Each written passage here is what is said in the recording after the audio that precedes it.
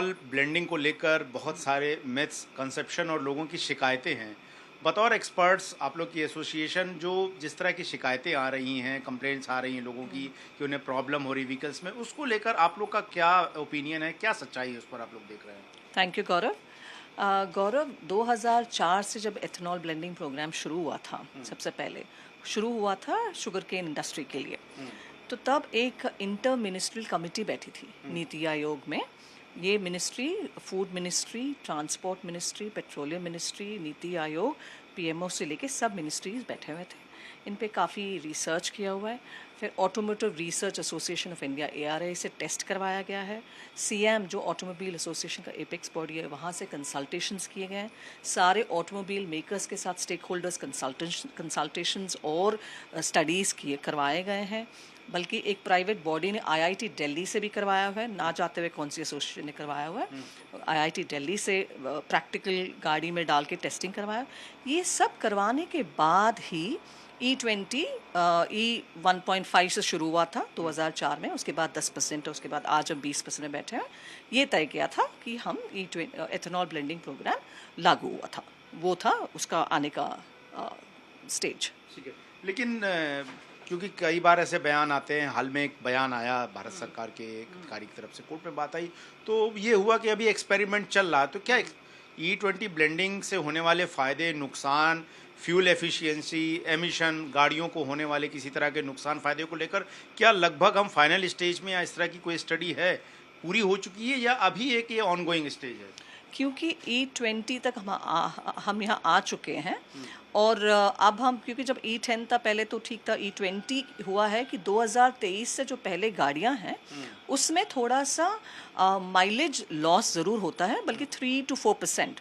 But having said that, वो 3 to 4% कितना हो रहा है 20% में। क्योंकि अगर 100% की पेट्रोल, 100% का फ्यूल है, उसमें 80% पेट्रोल है, 20% एथेनॉल है। उस 20% पे 3 to 4% का माइलेज लॉस है। बट अगर आप लार्जर नेशनल इंटरेस्ट देखा जाए तो हम सेल्फ डिपेंडेंट, एनर्जी इंडिपेंडेंट बन रहे हैं। दूसरे देशों पे हम डिपेंड नहीं हो रहे हैं, मतलब तेल खरीदने के लिए कोई, और बल्कि फार्मर्स इनकम, रूरल लाइवलीहुड और एक स्टेबल इनकम बनाया जा रहा है एक फार्मर्स मार्केट के लिए। तो उसके लिए 3 to 4% इज़ नॉट। हाउएवर 2023 के बाद जो गाड़ियां हैं, सारे जो नई गाड़ियां हैं, उसमें सारे ये E20 कंप्लायंट है। बल्कि आप कोई भी गाड़ी अब खरीदो, आप देखेंगे उस पर कि E20 कंप्लायंट है। तो जैसे जैसे हम आगे बढ़ेंगे, बल्कि हम एज एन एसोसिएशन हम लिख चुके हैं, लिखने भी वाले हैं कि कोई भी ओल्डर व्हीकल्स के लिए कुछ स्कीम ले आ जाए। सो जैसे जैसे लोग आगे पुरानी गाड़ियां देख के नई गाड़ियां खरीदेंगे तो उनका वो रेशो कम हो जाएगा, पुरानी गाड़ियों का, नई गाड़ियों का बढ़ेगा। कोई भी देश में एक बदलाव लाने के लिए थोड़ा बहुत छोटे मोटे होते रहते हैं। हाउएवर 2023 के बाद E20 कंप्लायंट हैं सारी नई गाड़ियाँ। अच्छा, एक आम जानकारी के लिए, शुगर केन के अलावा अभी किन किन चीज़ों से एथनॉल बन रहा है जिसका बायोफ्यूल की तरह इस्तेमाल हो रहा है या ब्लेंडिंग हो रही है जिसकी? तो पहले शुरुआत तो शुगर केन के लिए हुआ था, बिकॉज शुगर केन के लिए हुआ था। बट ये देखा गया कि जैसे जैसे एथेनॉल ब्लेंडिंग प्रोग्राम आगे बढ़ रहा है, चीनी जो है सिर्फ 6 महीने का क्रॉप है और ज़्यादातर 3-4 स्टेट्स में है। अब एथेनॉल आगे बढ़ने के लिए हमें काफ़ी सारा एथेनॉल प्रोड्यूस करना होता है। सो गवर्नमेंट ने एक फ्लेक्सिबिलिटी रख के सस्टेन करने के लिए एथेनॉल ब्लेंडिंग प्रोग्राम को राइस से शुरू किया। डैमेज्ड जो राइस आजकल सरप्लस गोडाउन्स में हैं उनसे शुरू किया, मक्के से शुरू किया, और आज हम मक्का, डैमेज्ड राइस और शुगर केन से बनाते हैं। तो आप रीसेंट ट्रेंड्स जो हैं देखेंगे कि 65% जो कंट्रीब्यूशन है एथेनॉल सप्लाईज में वो ग्रेन से आ रहा है, बल्कि उसमें 50% मक्के से आ रहा है, बाकी चावल, और बाकी उसके बाद शुगर केन से आ रहा है आज। फिर भी एक सवाल, चूंकि भारत बहुत एक बड़ा देश है, जिस तरह के बहुत सारे वीडियोस आ रहे हैं कि कोई अपना दिखा रहा है कि मेरे कार का फ्यूल टैंक जो है वो ख़राब हो गया, उसमें जंग लग गई, कोई कह रहा है कि इंजन ख़राब हो गया, एफिशिएंसी पे असर पड़ रहा है, तरह तरह के लोग पेट्रोल पंप से बॉटल में वीडियो लेकर दिखा रहे हैं कि इसका कलर तो वाइट है, ये पेट्रोल जैसा नहीं दिखता, कोई कह रहा है ऑरेंज कलर का दिख रहा है। इन सब को लेकर क्या है, क्या इसके बारे में स्पष्टता नहीं, और लोगों में एक बहुत ज़्यादा कन्फ्यूजन है क्योंकि बहुत ज़्यादा सरकार की तरफ से भी स्पष्ट तौर पर अभी कुछ नहीं कहा गया है? ये अब क्यों हो रहा है, कहाँ से आ रहा है, ये तो मैं कह नहीं सकती हूँ, और I don't think I am in that capacity कि कुछ मैं कह सकती हूँ उस पर क्यों हो रहा है।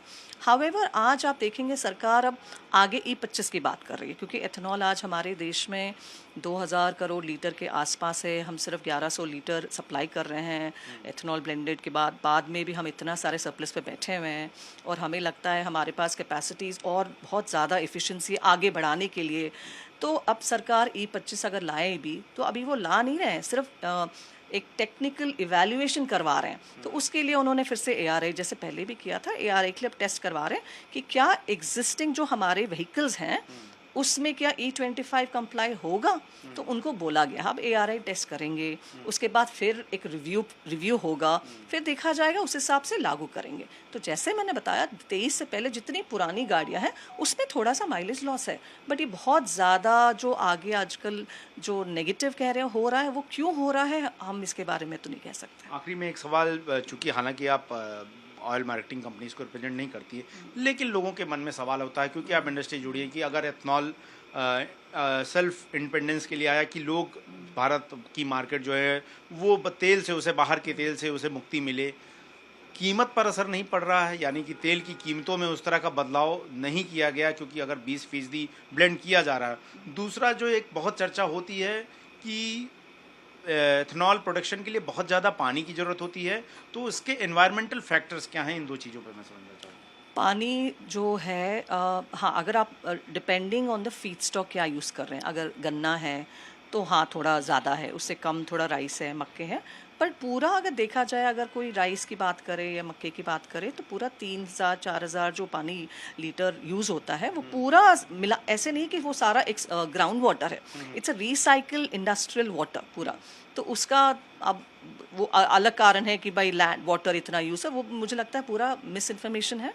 फैक्ट्स को देखा जाना चाहिए, बल्कि उसके हिसाब से आप बात कीजिए। दूसरा क्वेश्चन क्या था, मैं भूल गई हूँ। प्राइस को लेकर बहुत प्राइस को लेके हाँ ज़रूर, एज एन एसोसिएशन हम ये बार बार कहते हैं कि दो बात, एक तो कंज्यूमर को चॉइस होना चाहिए इन फ्यूचर, कि कंज्यूमर को अगर डिसाइड करना है कि भाई मुझे 85% एथेनॉल की गाड़ी लेना है या 100% लेना है या मुझे वो बेस ब्लेंड लेना है, उस हिसाब से प्राइसिंग रखे जो कंज्यूमर फ्रेंडली हो, और लेट द कंज्यूमर डिसाइड। हम आज ये नहीं कह रहे हैं कि भाई देश में सिर्फ EV ही चलना चाहिए या फ्लेक्स फ्यूल ही चलना चाहिए। इतनी बड़ी इंडिया देश है, सारे टेक्नोलॉजीज काम करेंगे। सो डेफिनेटली प्राइसिंग फ्रेंडली होना चाहिए, और होगा भी ज़रूर। आपने देखा ही होगा कि रिसेंटली गवर्नमेंट ने E85 जो लॉन्च किया है, अराउंड 20 रुपीज़ तो कम किया ही है। तो आगे आगे जैसे जैसे हम ब्लेंड्स बढ़ाएंगे, आपका जब ब्लेंड इंक्रीज होगा, पेट्रोल का कॉस्ट कम होगा, तो इथेनॉल का जो कॉस्ट आज कम है, आज आप मैक्सिमम देखा जाए फीड स्टॉक के हिसाब से 70 रुपीज़ 71 रुपीज़ जो हमारे मक्के का है, और 100 रुपये के दिल्ली में एटलीस्ट तो पेट्रोल है। तो जितना ज़्यादा एथेनॉल बढ़ाएंगे उतना प्राइस तो कम होगा ही।